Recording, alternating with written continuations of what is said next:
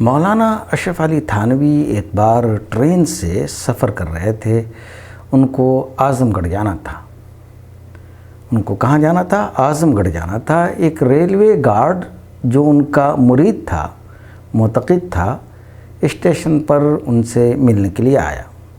اتنے میں ایک دیہاتی آدمی بھی آ گیا۔ اس نے گنے کا ایک گٹھا تحفے کے طور پر مولانا کو پیش کیا۔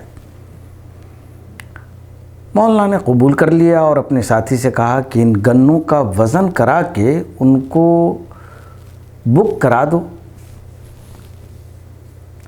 گارڈ جو ان کا معتقد اور مرید تھا، اس نے کہا بک کروانے کی کیا ضرورت ہے حضرت؟ اس ٹرین سے جو دوسرا گارڈ جا رہا ہے، میں ان سے کہہ دیتا ہوں، وہ خیال رکھے گا۔ مولانا نے کہا کہ تمہارا گارڈ تو اسی ٹرین تک ساتھ رہے گا اور مجھے آگے جانا ہے۔ گارڈ نے سمجھا کہ مولانا کو آگے کسی اسٹیشن پر یہ ٹرین بدل کر دوسری ٹرین پکڑنی ہے۔ گارڈ نے کہا کوئی حرج نہیں، میں گارڈ کو بتا دیتا ہوں، وہ آگے والے گارڈ سے بھی کہہ دے گا اور آپ کو کوئی زحمت نہیں ہوگی۔ مولانا نے کہا مجھے اس سے بھی آگے جانا ہے۔ گارڈ نے حیرت سے پوچھا آخر آپ کہاں تک جائیں گے؟ ابھی تو آپ نے فرمایا تھا کہ آپ اعظم گڑھ جا رہے ہیں۔ مولانا نے کسی قدر خاموشی کے بعد کہا مجھے آخرت تک جانا ہے، وہاں تک کون سا گارڈ میرے ساتھ جائے گا؟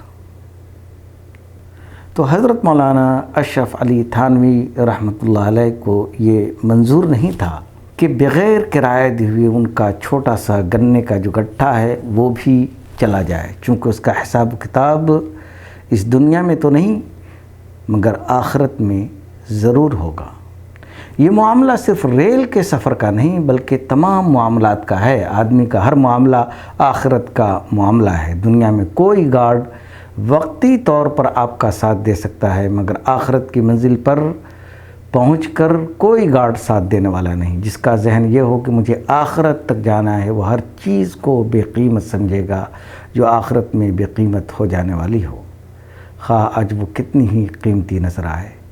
اسی طرح ہر وہ چیز جو وزن دینے پر مجبور ہوتا ہے، جو آخرت میں باوزن ثابت ہونے والی ہوتی ہے، خواہ آج کی دنیا میں بظاہر وہ کتنی ہی بے وزن دکھائی دے، اس پر ہمارے بزرگ فوکس کیا کرتے تھے۔ کیسے کیسے بزرگ ہماری امت میں گزرے ہیں۔ مومن اور غیر مومن کا فرق ایک لفظ میں یہ ہے کہ غیر مومن یہ سمجھ کر زندگی گزارتا ہے کہ اس کو اسی دنیا میں رہنا ہے، اور مومن اس نفسیات کے ساتھ جیتا ہے کہ اس کو آخرت تک جانا ہے۔ جس طرح مولانا اشرف علی تھانوی نے کہا کہ مجھے اگلے اسٹیشن نہیں بلکہ اس کے بھی آگے مجھے آخرت تک جانا ہے۔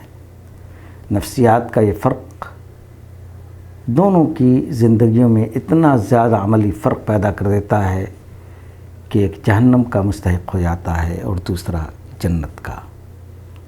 بہت بہت شکریہ۔